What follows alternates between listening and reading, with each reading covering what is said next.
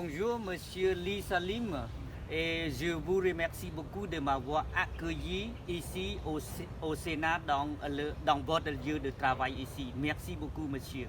Ah oui, je suis très heureux de vous recevoir ici, dans le jardin du Sénat. Comme vous savez, le jardin du Sénat a été visité non seulement par les Cambodgiens, même les étrangers. Voilà, merci beaucoup. Et aujourd'hui, je voudrais vous interviewer sur votre vie personnelle. Et je vous connais depuis longtemps. Vous parlez très bien français. Quelquefois, vous êtes considéré comme le champion de français au Cambodge. C'est parce que vous avez l'âge de 80 ans et vous continuez à parler le français correctement, très bien. Et que voilà quoi. Et donc ma question est que comment vous avez appris cette langue et depuis quand et pourquoi vous continuez à parler très bien à cet âge-là? Oui. D'abord, je voudrais vous informer que j'ai appris le français au Cambodge seulement à l'enseignement primaire. Et à l'époque, on n'a pas de cours enfantins au cours supérieur. Moi, j'ai passé seulement le certificat de titre complémentaire, primaire complémentaire seulement. Et quant à ma langue en français, n'est-ce pas, parce que j'ai été passionné par le français, n'est-ce pas, depuis que j'étais jeune, même je suis j'ai passé au concours de moniteur de l'enseignement primaire.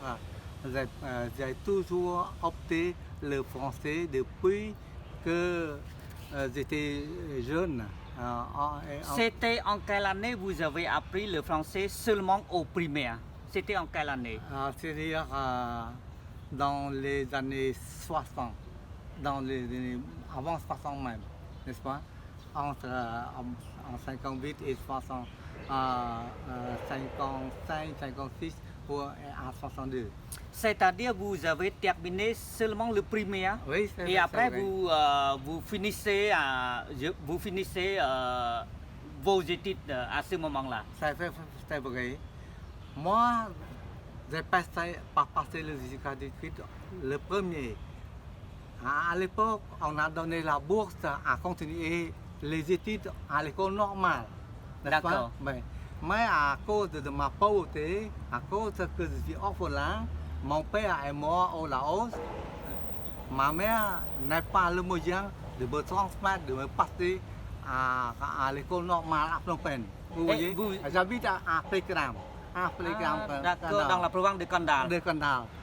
Même si la situation n'est pas favorable à moi de continuer, c'est pourquoi j'ai dû chercher le travail ailleurs avant c'est pourquoi vous avez fini vos études très tôt dans votre vie. Oui, c'est vrai. Mais est-ce que vous pouvez me dire, vous apprenez seulement le français pendant 6 ans à cette époque, mais pourquoi vous pouvez développer votre langue très bien? Qu'est-ce que vous avez fait? Le développement du français, ça revient aux dernières années là-bas. Parce que j'ai dû lire et relire tous les romans, comment acheter au marché, comme de Sacha, n'est-ce pas? Le vieux marché, par exemple. Le vieux marché, par exemple. Voilà. Et je lis jusqu'à de comprendre le texte, n'est-ce pas? De comprendre le texte. À part de ça, j'ai écouté la radio française, regardé la télévision TV5 et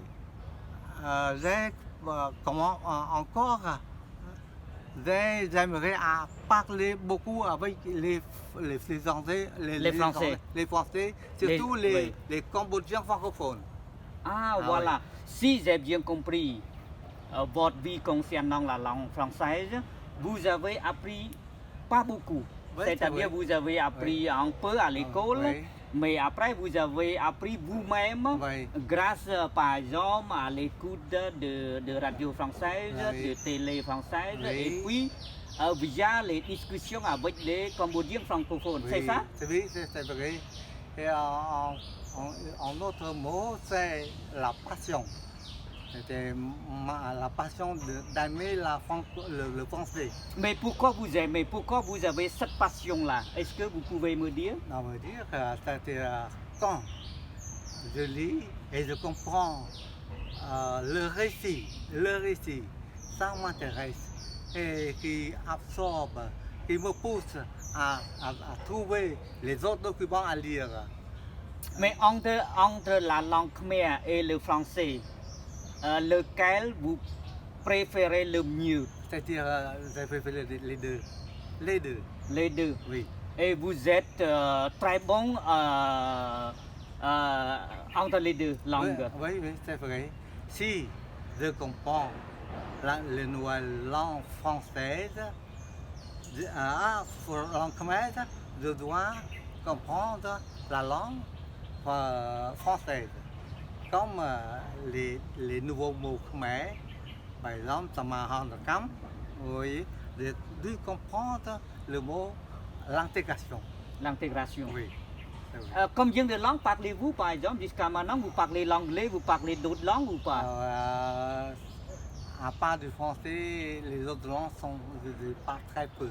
Par exemple, quelle langue vous parlez un tout petit peu par exemple? Par exemple, le malais, l'anglais. Ah, vous parlez le malais aussi? Oui, aussi parce que je suis minorité musulmane.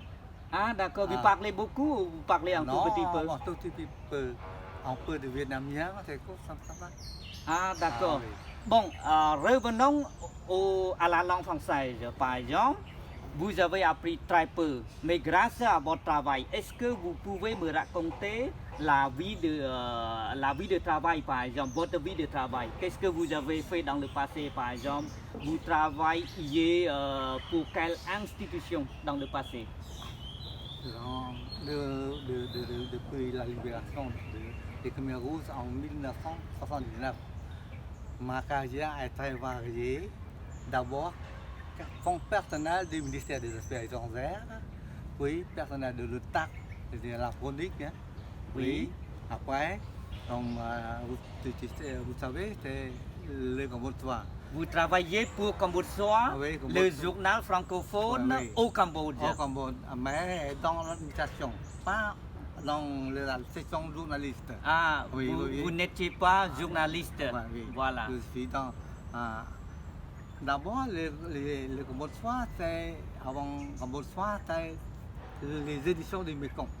D'accord. Je suis engagé dans les éditions du Mekong par concours. Vous voyez, dans 50 personnes mises à la candidature. Et depuis quand? Après, D'accord. Depuis 93. Oui. Depuis 93. Mais c'était à Cambodge Soir, c'était pour le journal francophone Oui, Cambodge Soir. les- Mais après Cambodge Soir, Ah. vous travaillez pour où vous continuez à travailler pour le Sénat? Après Cambodge Soir? Après Cambodge Soir, c'est la Commission européenne. Ah, Oui, en d'accord. 98. D'accord. Oui. Dès 98, j'ai travaillé là-bas. Et puis, quelqu'un m'a dit, alors, Selim, alors, le processus, le consensus entre les deux grands partis vont créer une institution législative. Le Sénat, voilà, le Sénat Ah, actuel. voilà, Et depuis quand vous êtes au Sénat? en 98, c'est-à-dire le mois de juin 99. Ah, 99. Oui. Et depuis 99, vous êtes toujours au Sénat. Oui, c'est Et vrai. quelle est votre position maintenant, par exemple, au Oui, Sénat? Oui, au Sénat, je suis toujours conseiller du secrétaire général du Sénat. Et maintenant, comme vous devez vous présenter, je suis haut assistant du secrétaire général du Sénat en charge de la francophonie. Ah, vous êtes en charge de la francophonie. Oui. Donc, votre dossier est francophone, Oui, voilà. Voilà. Et donc, voilà, via votre travail, Hmm. Donc vous pouvez vous documenter, vous travaillez toujours sur le français. Ça c'est vrai. J'ai des contacts, des relations, une bonne relation avec l'ambassade de France. Avant, nous avons des contacts directs, des contacts avec les personnels de l'ambassade de France, surtout le service de coopération, d'action culturelle, le service de visage et la chancellerie. Vous voyez, on me connaît beaucoup, n'est-ce pas, à l'ambassade de France. Donc vous avez l'âge de 80 ans. Vous n'avez pas oublié cette langue-là ou cette langue-là est vraiment développée par vous? Je crois que vous dire que depuis que je travaille ici, n'est-ce pas, à cause de mon travail, le français m'enrichit. Grâce au travail, voilà, c'est ça. Donc c'est-à-dire vous n'oubliez pas du tout. En fait, ça vous développez beaucoup. Oui. Quand mon chef m'a obligé d'écrire une lettre à quelqu'un dans l'étranger, alors c'est lui qui m'écrit et sur une tardive. J'écris tout de suite sans tenir compte de référence des autres des anciens documents. J'écris une autre style, divers styles d'écrire. D'accord. Donc c'est la variété de styles en français, voilà, c'est ça. D'accord. Mais dans la vie quotidienne, par exemple, vous écoutez RFI en français, vous regardez par exemple la TV5 française ou pas? Oh, toujours continuer, c'est comme les aliments que je dois manger tous les jours. Ah bon? Ah oui, c'est vrai. C'est-à-dire vous encerclez par l'environnement français, même si vous vivez au Cambodge. Oui, c'est vrai. Pourquoi le doigt, comment écouter, regarder, pourquoi faire les informations, pourquoi faire? Parce que le m'intéresse, surtout les actualités voilà. internationales. Ah, d'accord. Vous voyez, cela m'intéresse beaucoup, les actualités internationales. Vous voyez. Est-ce que vous lisez les journaux français?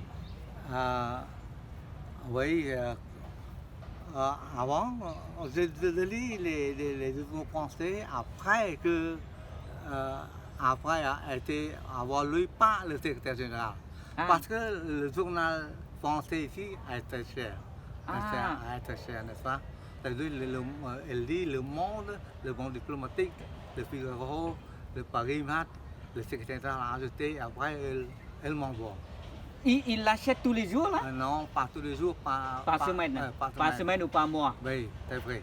Ah d'accord. Donc, mais après après le vie, donc vous lisez? Oui. Ah d'accord. Oui. D'accord. C'est très important. Que signifie le français dans votre vie? C'est le français qui m'a fait de m'engager à l'intuition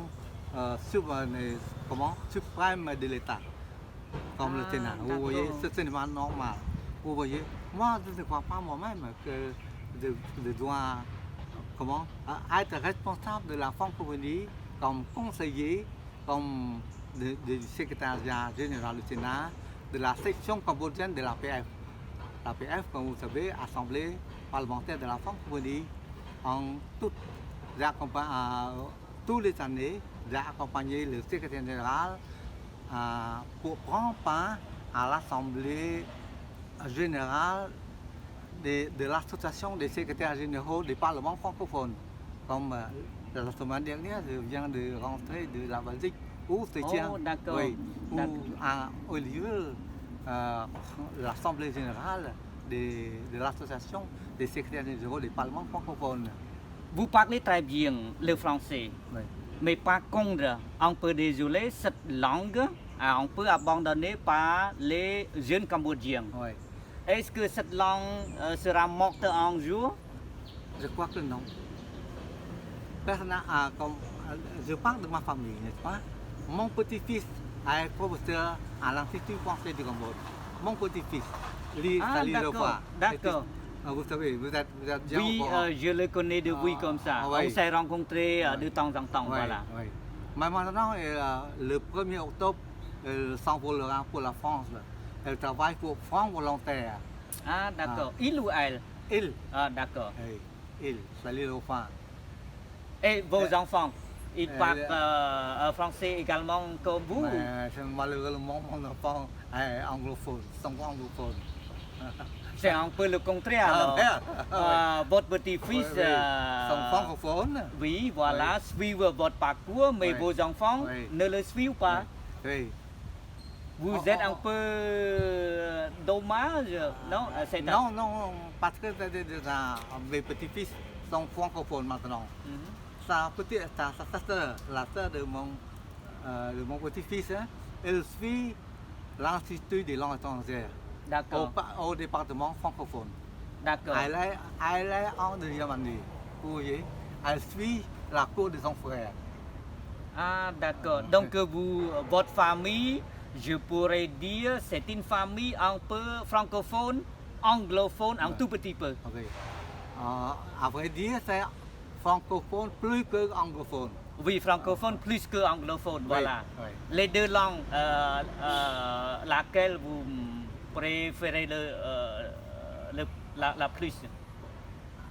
Je préfère qu'ils, n'est-ce pas? D'accord. Il ou elle prennent tous les deux. D'accord, d'accord. Certains vous considèrent comme le champion de la langue française au Cambodge et d'autres disent que vous êtes patrimoine de cette langue. Qu'est-ce que vous pouvez dire à partir de ces mots-là?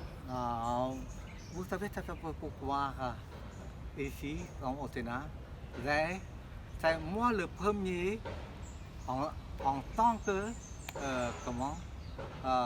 mettre en sainteté, mettre en marche le fonctionnement de coopération entre le Sénat cambodgien et le Sénat français. C'est ce dernier, le Sénat français, qui a financé les fonctionnaires francophones du Sénat à étudier le français à l'Alliance française. D'accord, C'est le secrétaire général et Madame Tiborati, c'est-à-dire président du groupe d'amitié franc-cambodge, qui s'organise. C'est moi qui est organisateur. D'accord. Vous savez? D'accord. C'est moi qui va. Vous êtes à l'âge de 80 ans. Oui. Normalement, cet âge, on peut beaucoup oublier. Oui. Et comment faire pour rester en bonne mémoire, en bonne santé et comment faire pour éviter l'oubli?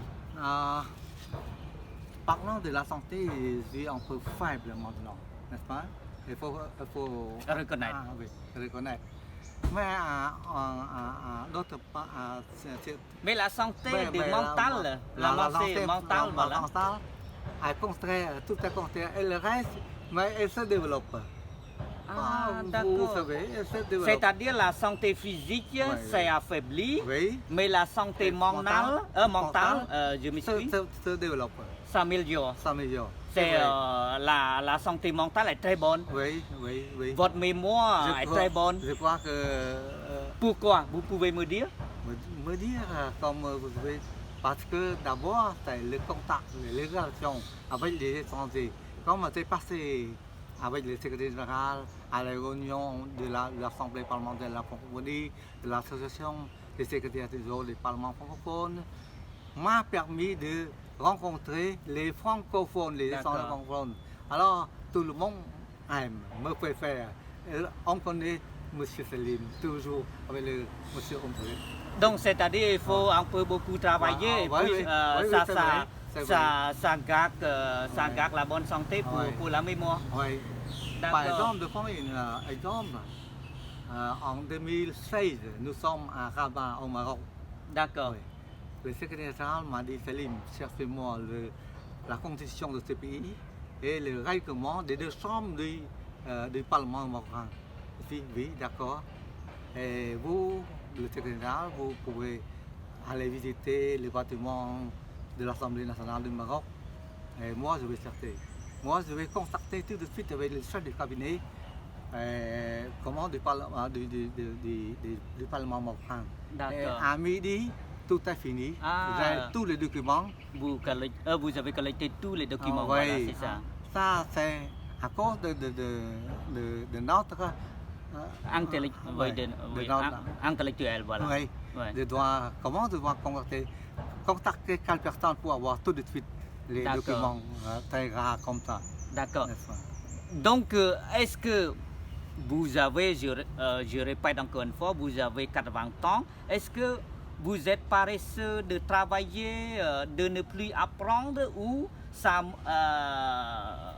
Non, ça motive au contraire.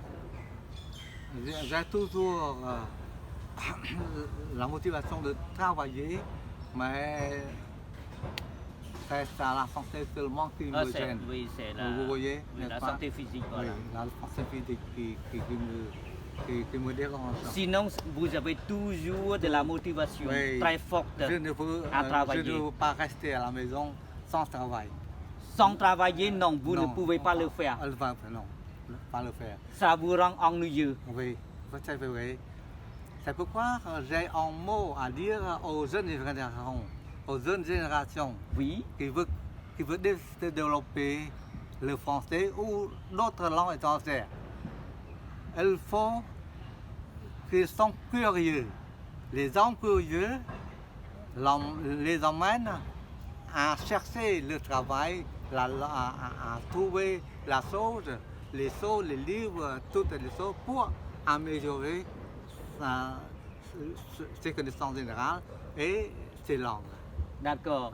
Je vous remercie beaucoup, Monsieur Lee Salim, pour votre temps. Et Je vous remercie. pas de problème, rien. Et moi, je souhaite que votre page s'améliore, ça continue à se développer. À avancer, voilà, à À développer, avancer. voilà. Merci beaucoup. Je vous remercie à nouveau infiniment. Je vous Merci, remercie. merci.